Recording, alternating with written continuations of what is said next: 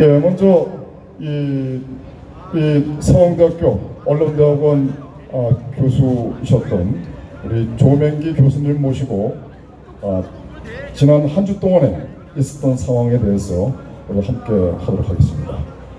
뜨거운 박수 부탁드리겠습니다. 예, 올라오시죠.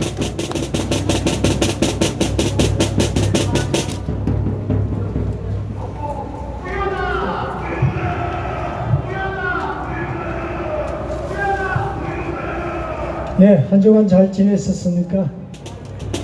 저 이번 주 내지 한 1월 20일까지는 우리가 정신을 차려야 될 것 같아요. 이제 미국 대통령이 취임하면 막바로 부정선거에 대한 규명이 있을 겁니다. 그거는 우리가 노력을 해야 됩니다.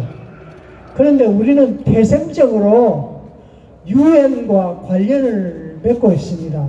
그렇기 때문에 사실 국가폭력기관은 군하고 경찰하고 그 다음에 검찰, 공수처, 그 다음에 법원입니다. 그런데요, 지금 법원이 우리는 법의 지배 시대에 살고 있습니다. 그런데 법원이 지금 일설에 의하면 법복이면 청부업자다 이런 소리 하는데 사실 부정선거와 깊게 관련이 되어 있습니다. 깊게 관련이 되어 있어 지금 이슈가 뭐냐 그러면 부정선거와 탄핵 문제가 같이 지금 싸우고 있습니다. 그래서 그 대통령 사저와 그리고 중국 대사관 앞에서 중국 대사관의 앞에서는 매주 목요일 11시에서 1시까지 진행되고 있습니다. 이제 그런데 자 그게 이제 우리가 적극 좀 참여를 해야 됩니다. 급할 때는 우리가 협조를 해야지. 그렇지 않으면 나중에 우리가 도움을 받을 때는 도움을 못 받습니다. 그러면서 우리가 협조하는 방향으로 한 20일간 좀 노력을 합시다. 언론은 참 딜레마를 갖고 있습니다. 사람이 물에 빠졌는데 언론이 전문직 언론인이라면 어떻게 할까? 일부에는 그거를 먼저 건져야 된다 하는 거고, 일부에서는 사진을 찍고, 사진 기자라면 사진을 찍고 구하든가 말든가 해야 된다. 그런데 그 언론 보면 그리고 앞으로 생각하면 뭘 좀 해줬으면 좋겠는데, 근데 그 사람들은 급할 때 사진을 찍는 게 사진 기자의 생명이거든요.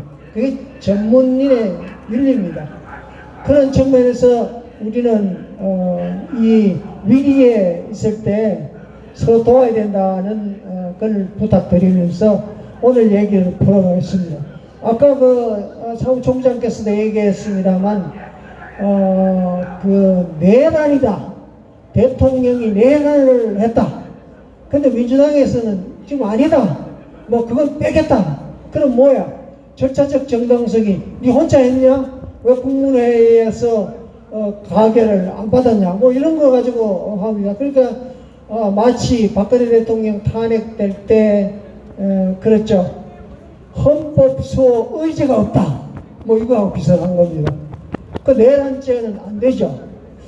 그런데 이걸 좀 생각해보세요. 그 언론은 지금 의원 내각제를 자꾸 들고 나오는데, 지금 의원 내각제 대통령 헌법 65조에 보면 이게 있습니다. 정부 관리, 고위 관기는 탄핵을 할 수 있다. 그거를 3분의 1, 그 다음 2분의 1, 대통령은 3분의 2까지 저걸 해야 된다. 그 국회 동의를 얻어야 된다 하는데, 그런데 그 나머지를 보면 허술하기 짝이 없어요. 이건 무슨 의미냐 그러면 대통령을 보호를 하지 않고, 그러니까 1987년 헌법이 결국은 의원 내각제를 중심으로 해서 만든 겁니다. 77조에 봐서도 그런 게 일어나요. 그러니까 대통령의 계엄을 선포하되, 그러나 국회가 그게 3분의 2, 국회가 그걸 허용 안 하면, 2분의 1이죠. 허용하지 않으면 그러면 계엄을 철회해야 된다 하는데, 그게 다 의원 내각제의 발상입니다. 그러니까 지금 의원 내각제를 가지고 이렇게 고통스러운데 언론은 계속 의원 내각제, 의원 집정제로 가자, 뭐 이런 소리란 말이에요. 그러니까 우리 국민은 자세히 생각해야 돼요. 의원 내각제, 그거 엉터리 같은 소리 다 하는 거를 좀 염두에 둬야 된단 말이에요. 자, 그런데 그 부정선거가 왜 이렇게 문제가 되느냐 그러면요, 그 스카이데일리가 12월 29일 날 허경 기자가 김대중과 김정은이 회담, 자동차 안에서 회담했는 내용이 나온다. 아마 45분간 있었던 것 같아요. 그때 뭐 하나갑을 할 거요, 누구가 할까요? 그러니까 김정은이가 이번에는 노무현이다. 노무현이다. 여기에 키가 있습니다. 노무현이다. 노무현 말이야, 청문회 스타로서 조금 그걸 했지만 국민의 의식 수준, 의식을 보면 노무현이가 대통령 된다는 게 말도 안 되거든요. 자, 그런데 노무현이가 대통령이 된다 그러면 말이에요, 이거 선거 조작 안 하면 불가능해요. 그러니까 여론조사를 띄워가지고 정몽준하고 노무현하고 붙었던 그러면서 거기서부터 부정선거가 싸기 시작됩니다. 그렇다면 부정선거 역사 길단 말이에요. 길어요. 자, 그런데 거기 하면서 이제 2003년에 노무현 씨가 뭘 했냐 그러면 민주당하고 열린우리당하고 이렇게 서로 저걸 합니다. 갈랐습니다.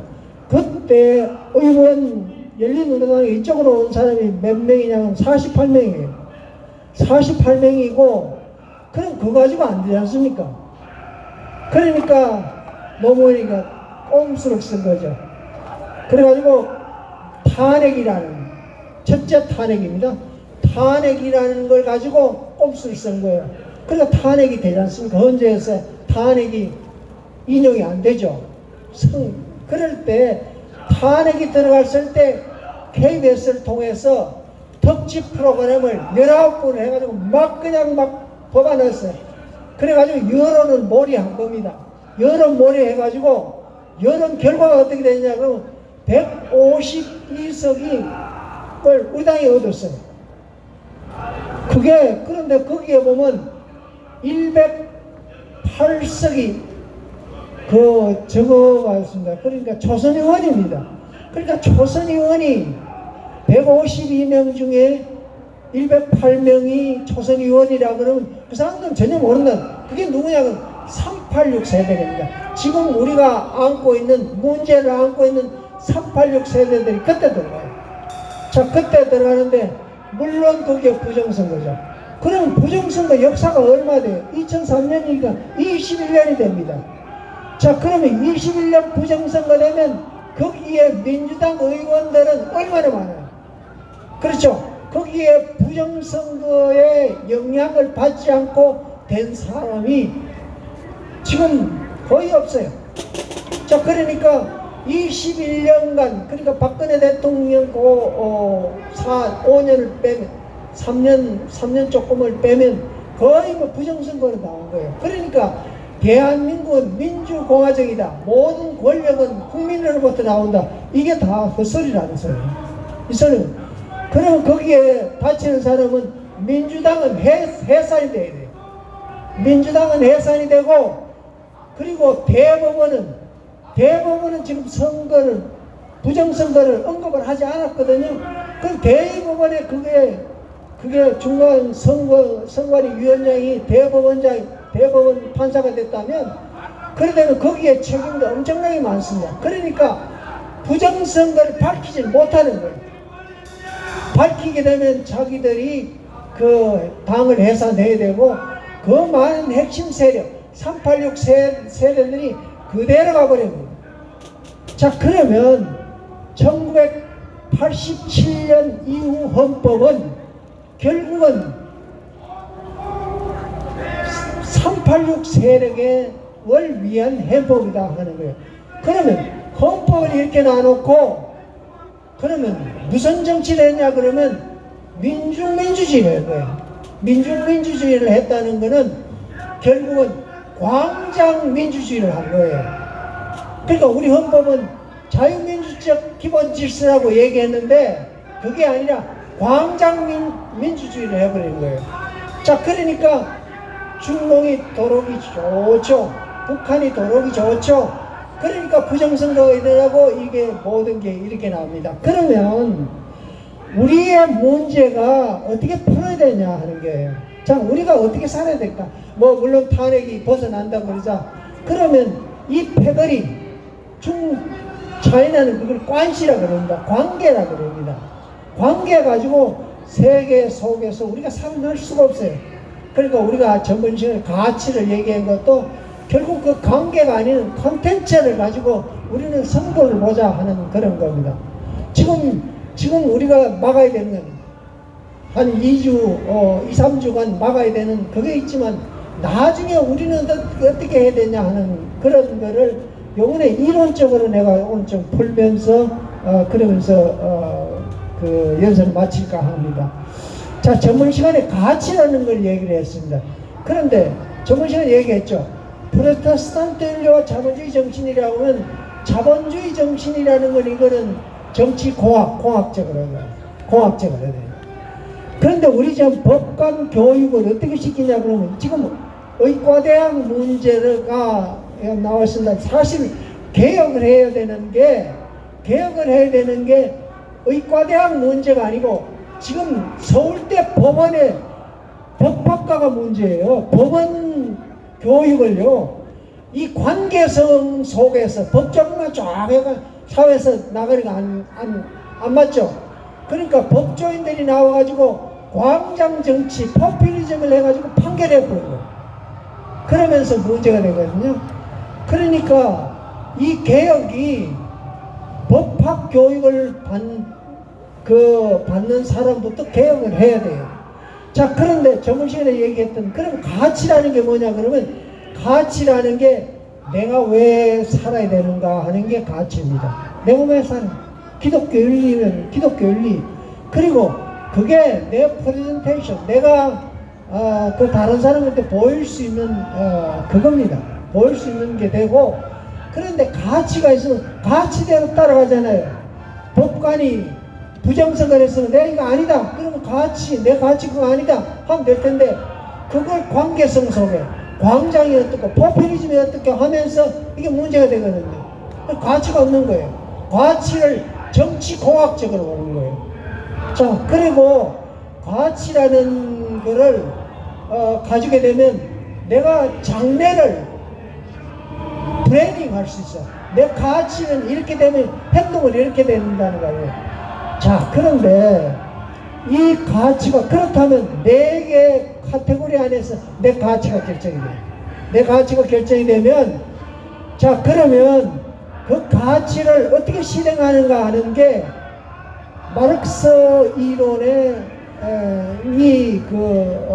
산출한 헤겔이라는 사람을 이렇게 했어요. 나 한번 얘기했는데 센스 서턴티라는 게 있습니다. 그러니까 나는 감각적이에요. 남이 뭐라 그러면 솔직히 하는 거 아닙니까? 그러니까 센스, 내가 부와 권력과 명예를 갖고 싶거든요. 다른 사람이 갖거든요. 그럼 나는 허영심을 갖게 되는 거예요. 그걸 갖게 되는데 그걸 갖게 되는 거를 제약할 수 있으면서 개인의 가치를 충실하게 하는 거예요. 그러면 그때 어떻게 하냐면 제일 첫 단계가 다른 사람과 자꾸 비교를 하면서 내가 잘못됐다는 게, 내가 센스 서턴티가 잘못됐다는 걸 인정하는, 다른 사람의 디퍼런스를 인정을 하게 되는 거예요. 그리고 둘째는 그거에 대한 반박을 하는 거예요. 내가 잘못했지, 내가 생각하는 거를 이게 내가 잘못됐지 하는 거를 자꾸 반성을 하는 거예요. 그리고 성찰을 하는 거예요. 자, 그런데 제일 마지막에 보면 그러니까 self certainty, 그 다음에 perception, 그 다음에 understanding이라는 게 뭐냐 그러면, understanding이라는 그러면 내가 객관적으로 봐요. 객관적으로. 그러면 여기서 개인성이라는 게, 개인성이 나타나는데, 개인성과 가치가 합치되면 그게 완성이 됩니다. 그런데 미국 사회에서 보면요, 미국에 우리가 유학을 가보면 이런 거를 느낍니다. 미국 사람들은요, 굉장히 개인성을 굉장히 주장합니다. 그런데 개인성을 어떻게 주장하냐 그러면, 처음에 유학을 가면 관계성도 아무도 없죠. 그러면 개인이 괴로워요. 그러면 개인이 괴로움, 홀로섬과 동시에 자기 자신을 완성을 합니다. 그 법관이 문제가 되는 게 자기 완성을 하지 않고 계속 그 광장에 보고 포퓰리즘을 따라가다 문제가 되거든요. 자, 그러니까 개인이라는 게, 그렇다면 개인성을 돌아가면 어떤 결과가 나오냐 그러면, 개인이 생존한다 그러면 이거는 개인을 통해서 우주 질서를 보게 되는 거예요. 그러니까 헬레니즘 문화에서 스토아 학파라는 게 그런 겁니다. 그러니까 개인성을 가면서 개인의 주체성을 따라가면서 자연법 사상이 그렇게 나옵니다. 자연법 사상이 그래 나옵니다. 그러니까 자연법 사상이라는 건 내 홀로 있으면서 내가 신에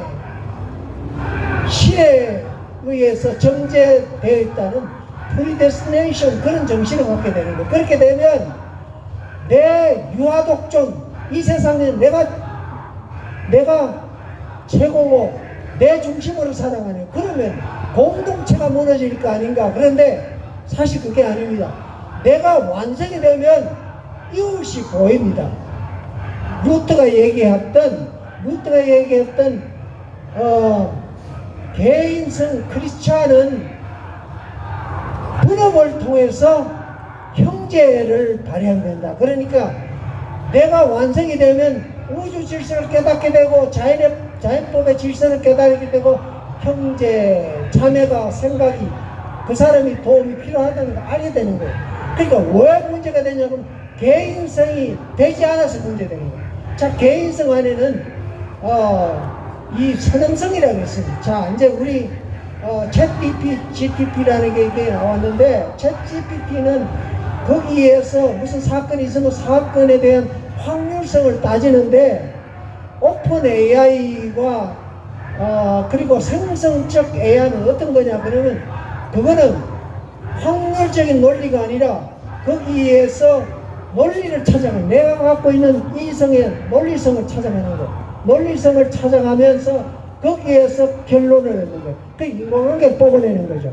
자, 그러면 그게 개인성과 연결이 됩니다. 그러니까 지금 우리가 접하고 있는 사회는 이제 로봇하고 계속 이제 산업 현장에서 로봇하고 같이 일을 해요. 그러면서 개인과 로봇하고 합니다. 로봇은 인간과 다르지 않습니까? 그러면 거기에 개인성이 없다면 관계성은 거기에 속하지 않아요. 그러니까 개인의 논리성을 따지고 인간관계에서 따지고 선행성을 이해하면서 수학의 논리를 따지고 기하의 논리를 따지면서, 그러면서 개인과 일하는 그런 시대가 옵니다. 그러니까 이 고비를 넘기면서 우리는 가치를 세우고 그리고 개인성을 완성하는, 그러면서 세계 시민으로서 세계 시민주의로 가도록 그렇게 해야 돼요. 그러니까 이승만 대통령이 생명, 자유, 재산의 기본권을 존중해라는 것도 결국 개인성을 완성하게 도와주도록 해라는 거예요. 자, 그러면 일각에서는 이승만 그 사람 독재한 사람 아니냐, 이승만 독재해 본 적이 없습니다. 이승만은 하여튼 공부를 그냥, 그러니까 이승만은 대통령을 하면서도 큰 책을 쓰고 자료를 남겨. 그러니까 이승만의 업적이 엄청나게 많아요. 그 사람이 만약 권력과 그리고 명예와 돈을 탐닉했다면 그런 자료는 없어요. 그리고 그 사람은 독립정신을 쓰면서 1904년 6개월 만에 그 대작의 독립심을 씁니다. 그리고 1941년에 재팬 인사이드 아웃이라는 영문을 썼는데 그게 미국의 베스트셀러가 되고 반드시 일본은 미국을 침범해 온다는 것을 예언했습니다. 그게 예언이 딱 맞았다는 거예요. 그게 이승만입니다. 그래 만약 아까 얘기했듯이 만약 그 사람 독재했다면 그거 없어요. 그 사람 기억 없어요. 죄가 없어요. 그러니까 이승만 대통령은 우리의 이념을 제공한 가치관과 그리고 개인성을 완성시킨 사람이다. 그 사람을 따라가지고 다시 법을 만들고 다시 제도를 형성하는 게 우리 대한민국이 살 길이다 하는 것을 얘기 들으면서 끝내겠습니다. 고맙습니다.